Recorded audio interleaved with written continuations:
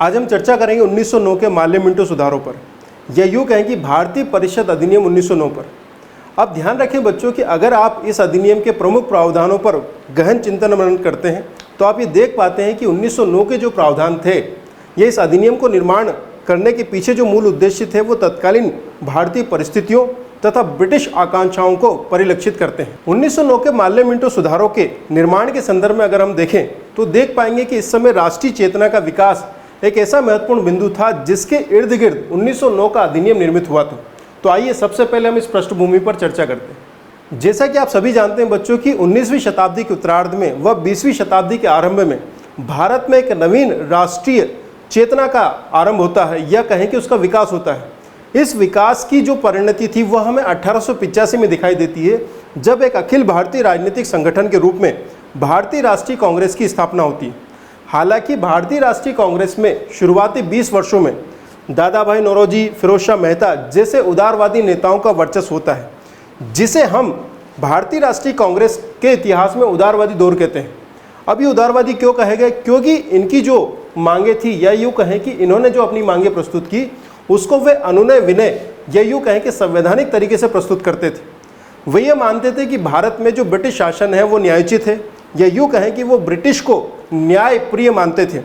वे मानते थे कि ब्रिटिश न्यायप्रिय लोग हैं तथा जिस तरह से वे गुड गवर्नेंस को ब्रिटेन में लागू किए हुए हैं उसी तरह का प्रयास वो भारत में करेंगे।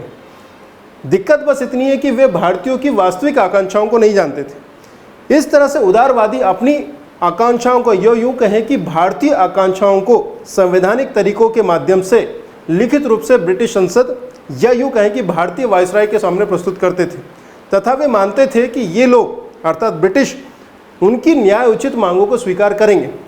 इस संदर्भ में यह नीति लगातार चलती रही, परंतु हम देखते हैं 1905 तक आते आते उदारवादी नेताओं की इन नीतियों के विरुद्ध कांग्रेस के अंदर ही एक उग्रवादी धड़ा उत्पन्न होता है, जो कि हमें दिखाई देता है बाल गंगाधर तिलक जैसे उग्रवादी नेताओं के अंतर्गत। और यहाँ पर हमें एक उग्रवादी नेतृत्व उभरता हुआ नजर आता है जो भारतीय राष्ट्रीय कांग्रेस को अपने ही तरीके से आगे बढ़ाना चाहता है। इस पृष्ठभूमि में ब्रिटिश के सामने, या यूँ कहें कि ब्रिटिश वायसराय के सामने यह चुनौती है कि वे उदारवादी नेताओं को संतुष्ट करें तथा साथ ही साथ वो बाल गंगाधर तिलक जैसे उग्रवादी राष्ट्रवादी कांग्रेसी नेताओं को दबाने का भी प्रयास करें, क्योंकि अगर यह विचारधारा प्रबल होती है तो ब्रिटिश के सामने नवीन चुनौतियाँ उत्पन्न हो जाती है। अब हम यहाँ पर उग्रवादी नेताओं के कार्य पद्धति पर भी थोड़ी सी चर्चा कर लेते हैं। जैसा कि मैंने आपको बताया था कि बाल गंगाधर तिलक एक ऐसा नेता थे जो कि भारतीय राष्ट्रीय कांग्रेस में उग्रवादी गुट का नेतृत्व कर रहे थे। इनके जो तौर तरीके थे वे उदारवादियों से अलग थे। वे उदारवादियों के अनुनय विनय की नीति को पॉलिटिकल मेंडिकेंसी, या यूँ कहें कि राजनीतिक भिक्षावृत्ति कहते थे, तथा उसकी जगह वह अपने अधिकारों के लिए, भारतीयों के अधिकारों के लिए सड़क पर उतरकर हड़ताल, प्रदर्शन आदि के माध्यम से अपनी मांगों को मनवाने पर जोर देते थे। इस तरह से 1905 के आसपास हमें एक ऐसी विस्तृत राष्ट्रीय चेतना दिखाई देती है जहां पर उग्रवाद या उग्रवादी दृष्टिकोण हावी होता हुआ नजर आता है। और 1909 के अधिनियम में उदारवादियों को संतुष्ट करने के लिए जो कार्य किए गए वो कहीं ना कहीं इन उग्रवादी राष्ट्रवादियों को सप्रेस करने या दबाने का प्रयास था बच्चों। एक तरफ जो हम देखते हैं बच्चों की भारतीय राष्ट्रीय कांग्रेस के माध्यम से एक राष्ट्रवादी चेतना उभरती हुई नजर आती है, तो उसी के समानांतर 19वीं शताब्दी के उत्तरार्ध में विशेषकर 1897 से हम ये देखते हैं कि भारत में क्रांतिकारी आतंकवाद का दौर भी शुरू होता है, जो आरंभ बम्बई से करता है, किंतु बाद में ये बंगाल की तरफ बढ़ता है, फिर ये पंजाब की तरफ आगे बढ़ता है और फिर धीरे धीरे संपूर्ण भारत में ये चेतना विस्तारित होती है। वस्तुतः क्रांतिकारी आतंकवादी ये मानते थे कि ब्रिटिश न्यायप्रिय लोग नहीं हैं, अर्थात अब उनके सामने केवल एक ही मार्ग बचता है कि वे शक्ति के बल पर अपने अधिकारों को मनवाएं, या यूँ कहें कि ब्रिटिश को भारत से बाहर निकालें। इस उद्देश्य की प्राप्ति के लिए वे आतंक का सहारा लेते हैं। ध्यान रखें बच्चों कि अब ब्रिटिश के सामने भारतीयों का एक ऐसा धड़ा है जो कि आतंक के नाम पर, या यूँ कहें कि शक्ति के बल पर ब्रिटिश से लोहा लेना चाहता है। अब आप समझ सकते हैं बच्चों कि किस तरह से एक राष्ट्रवादी चेतना 1909 के माल्य मिंटो सुधारों के निर्माण में एक बड़ी भूमिका निभा रही थी। अब जैसा कि हम जानते हैं बच्चों कि इस समय तक भारत में उभरती हुई राष्ट्रीय चेतना ब्रिटिश के सामने एक बड़ी चुनौती उभर कर आई। इस चुनौती का सामना करने के लिए ब्रिटेन ने एक नई नीति का उपयोग किया, जिसे कालांतर में इतिहासकारों ने फूट डालो व शासन करो की नीति कहा, डिवाइड एंड रूल पॉलिसी कहा। इस नीति को हम स्पष्ट रूप से तब देख पाते हैं जब हम देखते हैं कि एक मुस्लिम नेता आगा खां तत्कालीन वायसराय लॉर्ड मिंटो द्वितीय से मिलने जाते हैं। यहाँ पर आगा खां एक मांग प्रस्तुत करते हैं कि मुसलमानों को ब्रिटिश सरकारी नौकरियों में तथा विधान परिषदों में उनकी जनसंख्या के प्रतिशत के हिसाब से आरक्षण प्रदान करें। इस मांग के जवाब में तत्कालीन वायसराय मिंटो द्वितीय कहते हैं कि भारत में सभी अल्पसंख्यकों विशेषकर मुसलमानों के हितों या उनकी सुरक्षा के लिए कटिबद्ध है, किंतु अगर मुस्लिम स्वयं को एक राजनीतिक इकाई के रूप में गठित कर लें तो यह कार्य आसान हो जाएगा। इसी बात को ध्यान में रखते हुए कालांतर में हम देखते हैं कि भारत में मुस्लिम लीग का गठन होता है बच्चों। इस प्रकार हम समझते हैं कि मुस्लिम लीग का जो गठन है वह डिवाइड एंड रूल पॉलिसी के अंतर्गत किया गया। अब ध्यान रखें कि मुस्लिम लीग के गठन में या आगा खां के नेतृत्व वाले मुस्लिमों के प्रतिनिधि मंडल की जो मुख्य मांग थी वो क्या थी? भारत में मुसलमानों को उचित प्रतिनिधित्व दिया जाना। इसी के अंतर्गत हम 1909 के माल्ले मिंटो सुधारों में मुसलमानों के लिए पृथक निर्वाचन प्रणाली की शुरुआत देख पाते हैं। इस तरह में कह सकते हैं कि 1909 के माल्ले मिंटो सुधारों में मुसलमानों को पृथक निर्वाचन मंडल दिया जाना वस्तुतः ब्रिटिश की फूट डालो और शासन करो की नीति का ही एक परिणाम था। इन्हीं सब बिंदुओं के साथ साथ हम देख पाते हैं बच्चों अरुंडेल समिति की सिफारिश।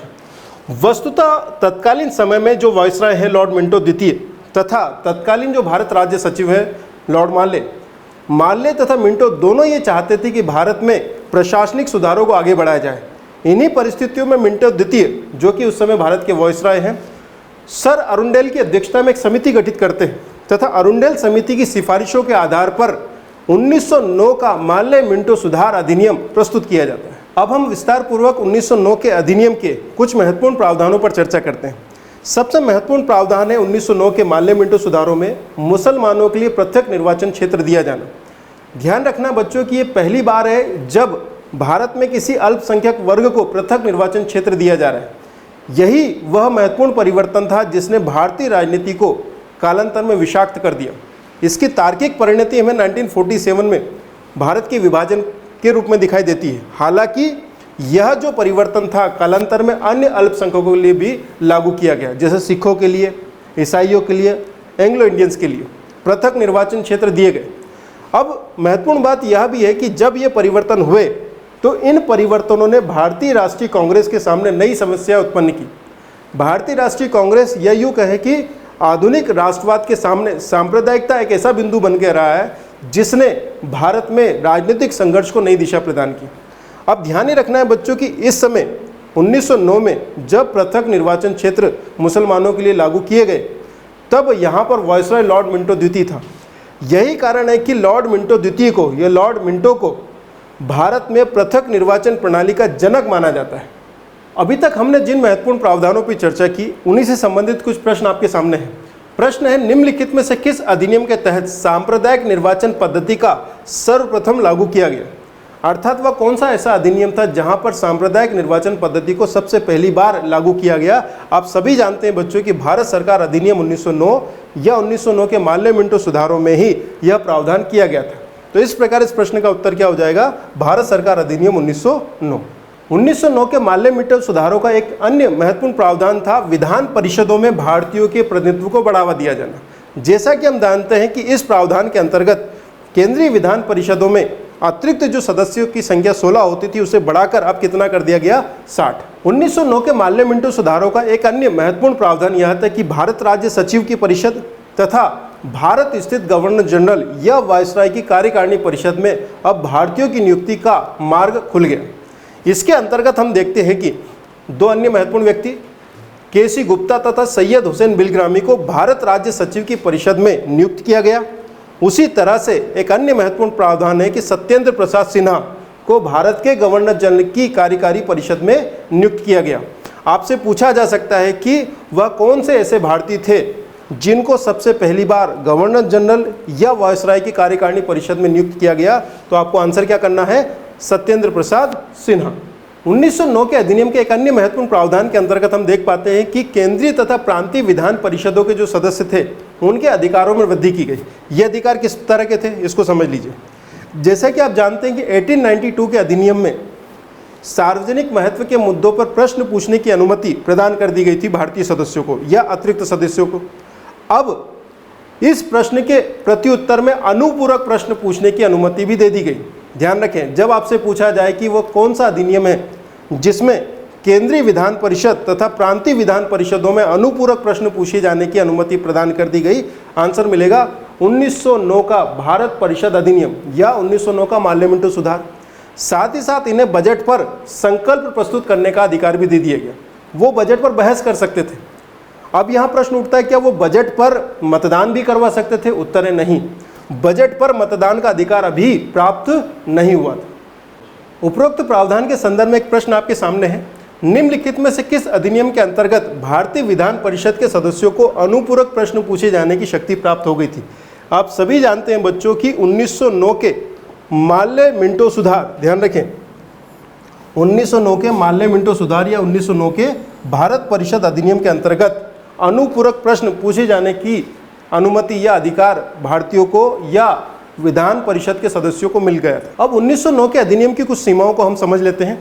पहला बिंदु जो आपको समझना चाहिए वो यह है कि निश्चित ही विधानमंडल के सदस्यों को कुछ शक्तियां दी गई, किंतु मतदान पर या बजट पर मतदान करने का अधिकार उन्हें नहीं दिया गया था। इस अधिनियम की एक अन्य सीमा यह थी कि व्यवहारिक अर्थों में निर्वाचन पद्धति को लागू नहीं किया गया और जो निर्वाचन था वो काफी सीमित था, अप्रत्यक्ष था तथा कहीं ना कहीं यह आर्थिक आधारों पर निर्भर कर रहा था। और इस अधिनियम की सबसे बड़ी कमी या सीमा यह थी कि इसने निर्वाचन प्रणाली को सांप्रदायिक आधार प्रदान कर दिया। यह यूं कहें कि सांप्रदायिक निर्वाचन पद्धति का आरंभ कर दिया, जिसने कालांतर में बड़े ही खतरनाक या भयानक प्रभाव या परिणाम उत्पन्न किए। इन सीमाओं के बावजूद 1909 के अधिनियम में कुछ सकारात्मक बातें भी थी, जैसे कि भारत के गवर्नर जनरल की कार्यकारी परिषद में भारतीयों को नियुक्त किया जाना या भारत राज्य सचिव की परिषद में भारतीयों को शामिल किया जाना, ये काफ़ी महत्वपूर्ण बात थी बच्चों। इसके अतिरिक्त हम यह भी देखते हैं कि विधानमंडलों की शक्तियों में विस्तार देखा गया। 1919 के अधिनियम या 1935 के अधिनियम के अंतर्गत इन अधिकारों की वृद्धि लगातार होती गई। यह भारतीयों के पक्ष में या भारतीय लोकतंत्र के पक्ष में या भारतीय संसदीय प्रणाली के पक्ष में काफ़ी महत्वपूर्ण बिंदु है।